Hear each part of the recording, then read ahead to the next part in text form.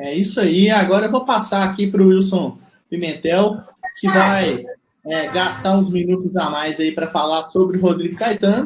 Mas antes, deixa eu só dar um recadinho aqui do nosso patrocinador, que não pode faltar. A galera vai ter que segurar um pouquinho para escutar o.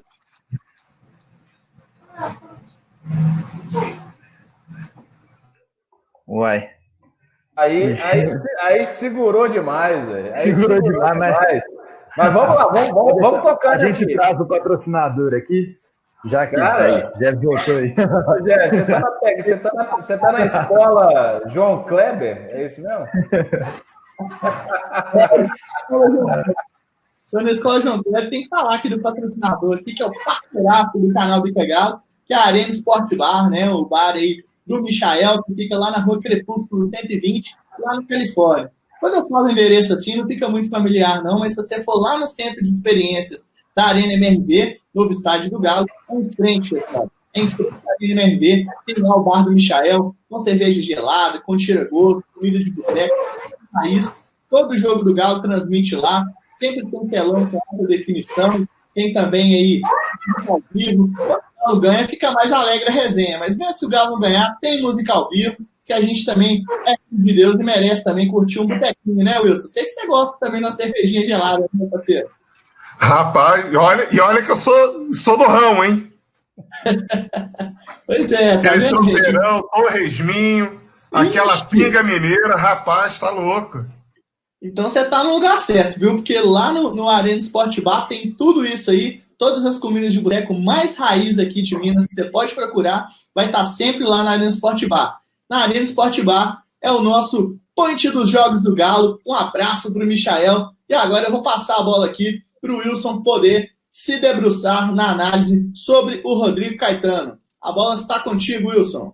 Ô, Marco, o bom repórter guarda as suas anotações, né? Principalmente de trabalhos importantes, e também guarda as suas agendas. E eu falei para você hoje que eu iria trazer aqui para o programa, ia procurar as minhas anotações sobre os trabalhos que o Rodrigo Caetano fez aqui no Rio de Janeiro. Eu fiz o dever de casa direitinho. Eu fui buscar aqui alguns cadernos de 2009, 2010, até 2018, com a passagem dele aqui pelo futebol do Rio de Janeiro, para a gente poder balizar e trazer informações para o Custódio, para o João e para essa galera aí fazer uma análise. E até em cima disso que o Custódio falou. O Rodrigo Caetano chega ao futebol carioca em 2009. O Vasco tinha sido rebaixado pela primeira vez à Série B do Campeonato Brasileiro. O Vasco não tinha nem bola para treinar. E aí tinha sido aquela confusão na troca de gestão, Eurico Miranda, Roberto Dinamite, e por aí vai. O Vasco não tinha elenco. Não tinha elenco. E o Rodrigo chegou ao Vasco com a missão de limpar a casa, porque tinha muito jogador com um contrato longo, contrato mal feito, jogadores inexpressivos, de qualidade técnica duvidosa, sem potencial de mercado. A base estava toda loteada, sub-20, sub-17, sub-15, toda loteada. Então ele chegou com a missão de organizar o departamento de futebol. Ele chegou, era terra arrasada, São Januário. Agora, é lógico que o grande projeto dele naquele ano era voltar com o Vasco para a primeira divisão.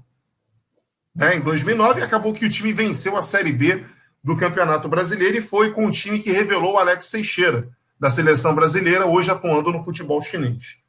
Em 2009, o Vasco contratou 31 jogadores. Os nomes mais conhecidos, porque se eu ficar relacionando aqui jogador por jogador, ano a ano, aí não tem live. Aí o assunto não vai fluir. Então, 31 jogadores. As contratações mais emblemáticas do Rodrigo em 2009, o Fernando Praz, hoje no Ceará, ele veio livre, estava disponível no mercado depois de algumas temporadas no futebol português. Ele veio do União de Leiria. E o Carlos Alberto, meia, ex-Vasco, Fluminense, Botafogo, campeão de tudo com Porto, fez carreira também no futebol da Alemanha. O Carlos Alberto estava encostado, ia ser dispensado, ter o contrato rescindido, e o Rodrigo Caetano conseguiu fazer um acordo na época com o Werder Bremen, com o Werder Bremen pagando os salários e ele vindo de graça para o Vasco jogar a Série B do Campeonato Brasileiro. Então, assim, para dar uma dimensão do que foi a montagem do elenco. É lógico que o elenco do Vasco não foi 100% bom. O Vasco, na época, quando o Rodrigo Caetano chegou, o Vasco recebeu 2 paraguaios, um de 20 e um de 21 anos, Milton Benítez e Pedro Vera. Nossa Senhora. Eles vieram para o Vasco do Nacional do Paraguai, mas foi numa compensação, numa composição com o empresário que trouxe no ano anterior, ou seja, na gestão do Roberto, no início da gestão do Roberto, Maurício Pinilha. O Maurício Pinilha jogou no Vasco e não recebeu salário. O empresário não recebeu a comissão. E aí, olha, não, vamos fazer zero tudo e vamos receber os jogadores. Aí, quando o Rodrigo chegou, eu falei assim, gente, quem são esses dois?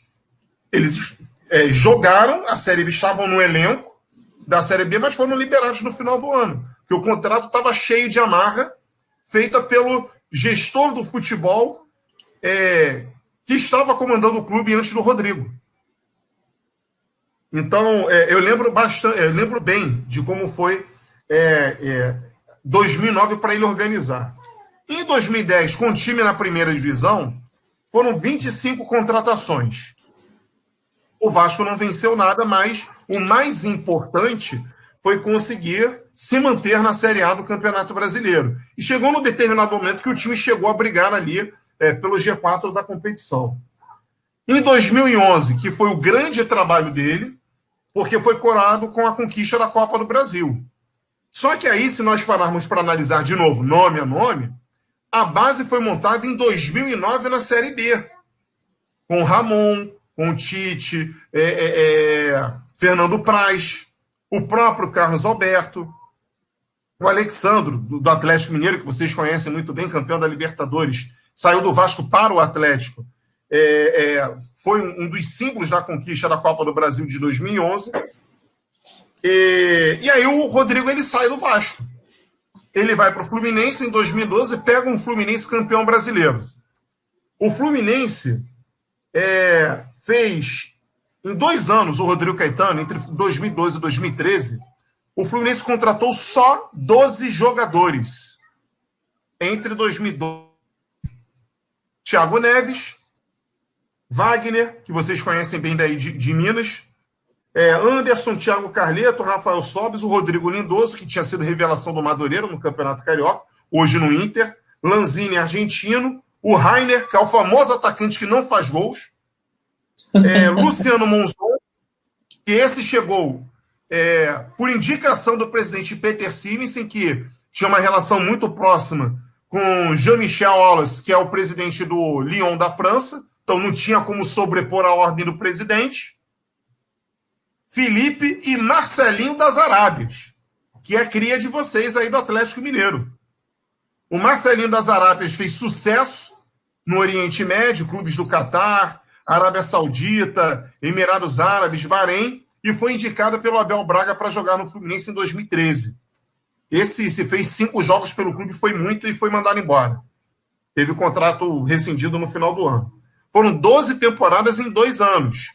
O Fluminense venceu um brasileiro e venceu um estadual. Participou de 2 Libertadores, chegando 2 vezes nas quartas de final. Lembrando que ele pegou uma base que foi campeã em 2010, né? E em 2011 fez uma campanha muito boa no Campeonato Brasileiro. O Fluminense chegou na antepenúltima rodada brigando pelo título da competição. E ele pegou uma base interessante. Quando ele sai do Fluminense em 2013, ele retorna para o Vasco, numa Série B, e aí o cenário era pior do que ele chegou em 2009. Alguns jogadores não recebiam salários há quase 1 ano. E as principais contratações do Vasco, naquela época, o Kleber Gladiador, que foi um jogador que ficou marginalizado no futebol, estava escanteado no Grêmio. O Douglas, ex-Corinthians, que se aposentou recentemente, estava no Brasiliense. Rodrigo, zagueiro, que foi do Internacional, do Grêmio, do Flamengo, entre outros jogadores. Poxa, Pimentel, mas 100% das contratações do Rodrigo, todos esses anos todos, não teve um pombo sem asa? Cara, tem. Dirigente não vai acertar todas. Deveria acertar. Porque ele não toma decisão sozinho. Foi o que eu disse anteriormente. O dirigente, quando ele contrata com pedido do técnico. Aí, se houve ou não composição para rolar um perdão de uma dívida, é uma outra história. E eu nunca ouvi falar nisso. Eu estou sendo bem sincero. O Rodrigo, quando ele deixa o Vasco, ele vai trabalhar no Flamengo.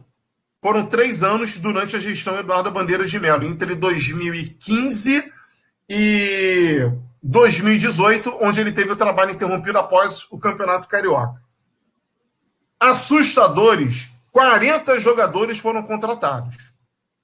E o Flamengo, nesse período do Eduardo Bandeira de Melo, tinha dinheiro em caixa, mas a prioridade era busca na base, bota para jogar e se não der certo, manda embora. E aí sim nós vamos ao mercado.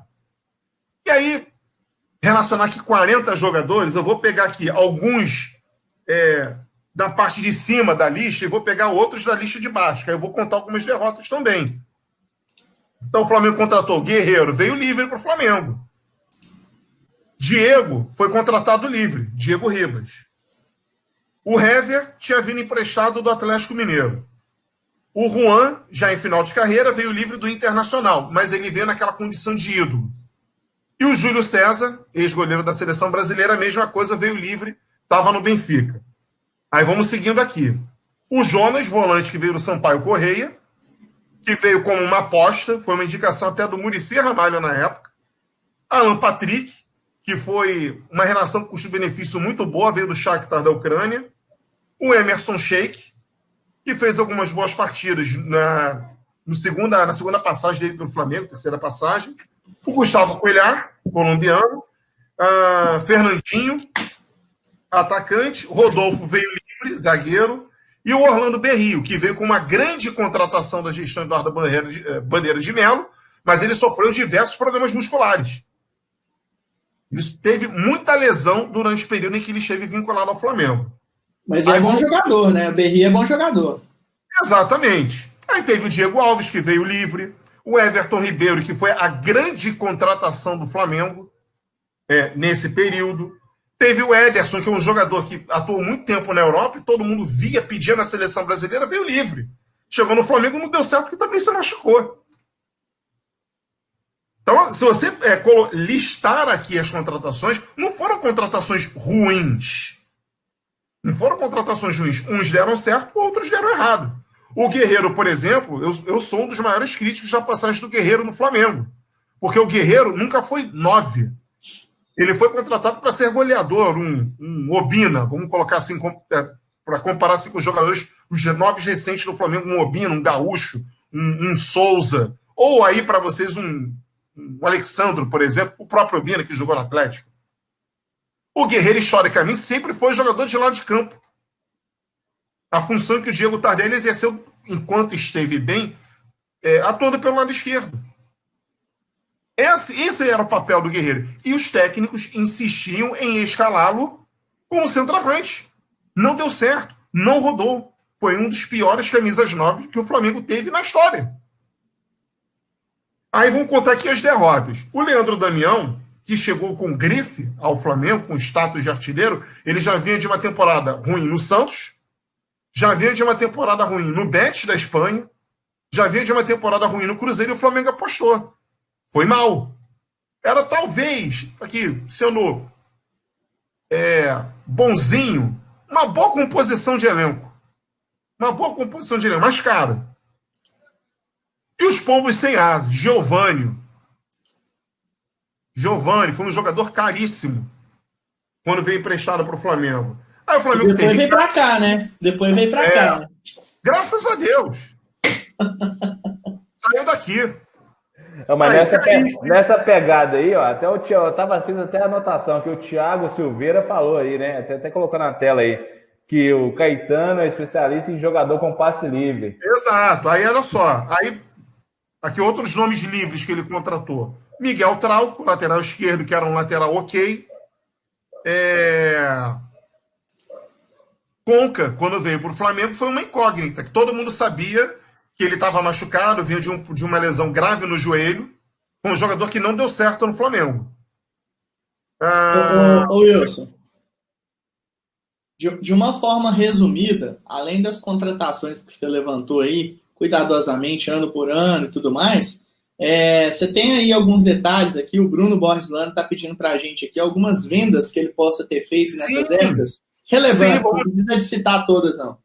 Não, ok, eu vou pegar algumas vendas interessantes no Fluminense, por exemplo, do time campeão brasileiro em 2012.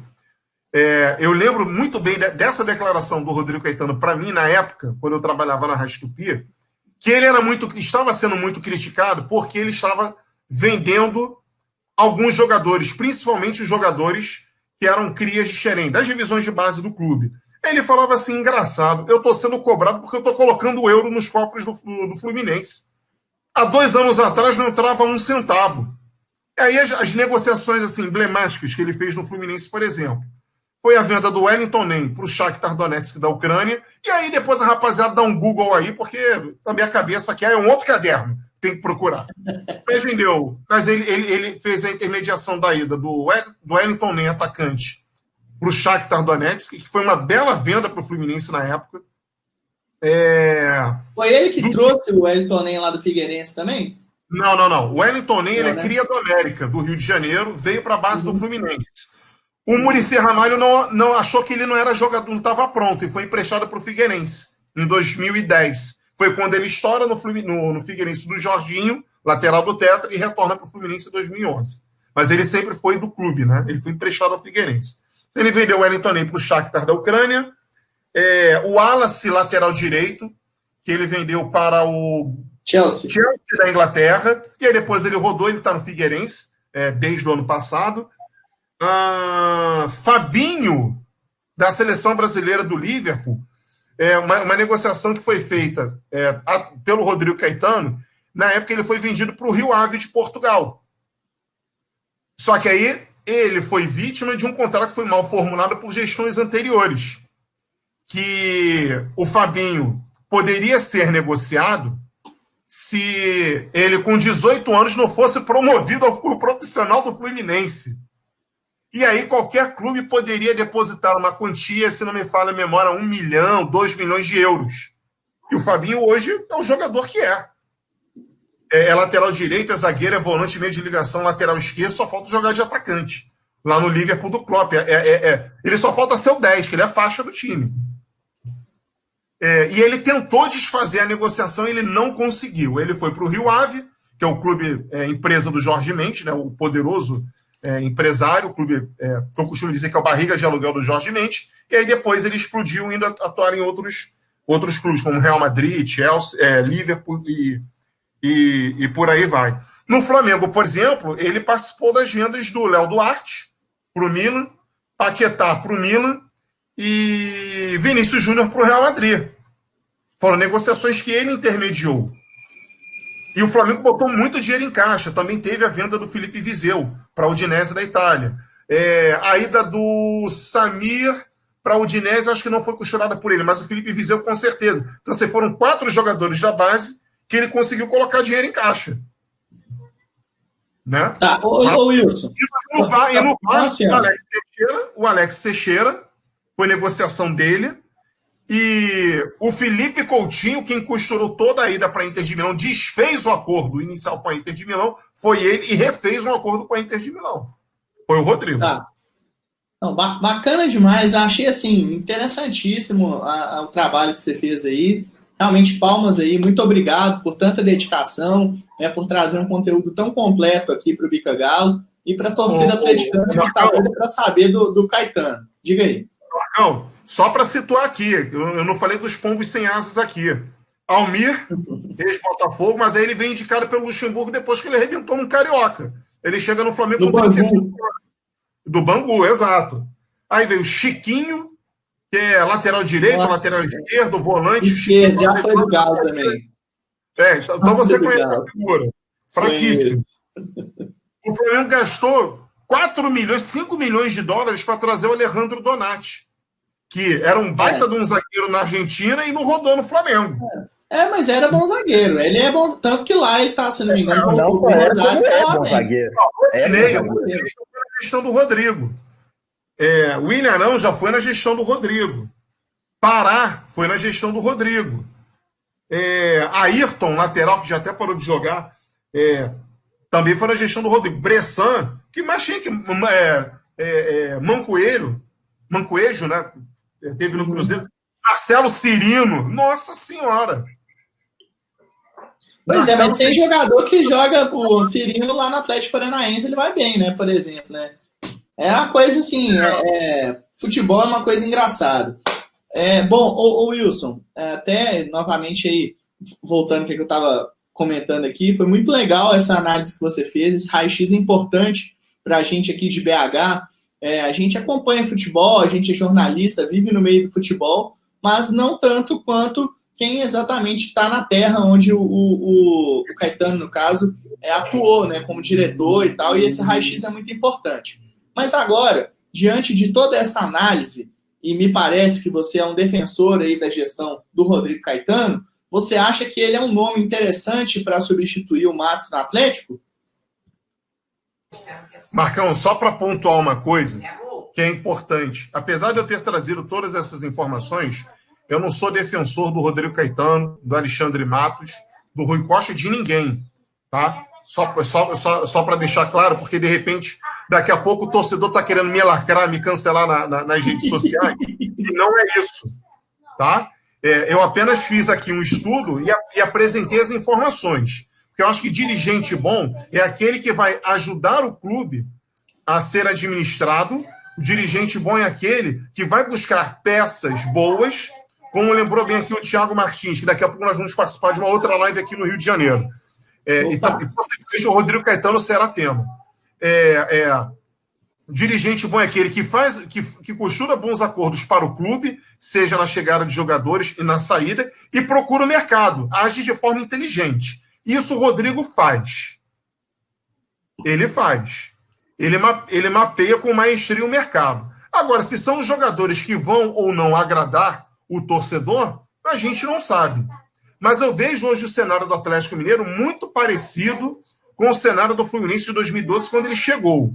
Quando eu digo cenário parecido... Então tá bom o negócio, então. Quando eu digo que o cenário é parecido, que ele não precisa chegar e contratar um time inteiro, 35 jogadores, montar um elenco como ele fez no Vasco em 2009. Que ele não precisa sair fazendo troca, composição com outros clubes, como ele fez no Flamengo, em alguns momentos. Entendeu? Então, ele atua de forma interessante no mercado. Agora, dizer que eu sou defensor, não.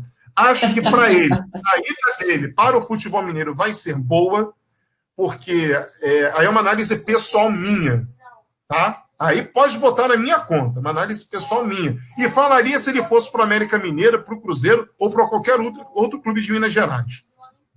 O Rodrigo trabalhou praticamente 10 anos no futebol do Rio de Janeiro. E ele precisava dessa oxigenada.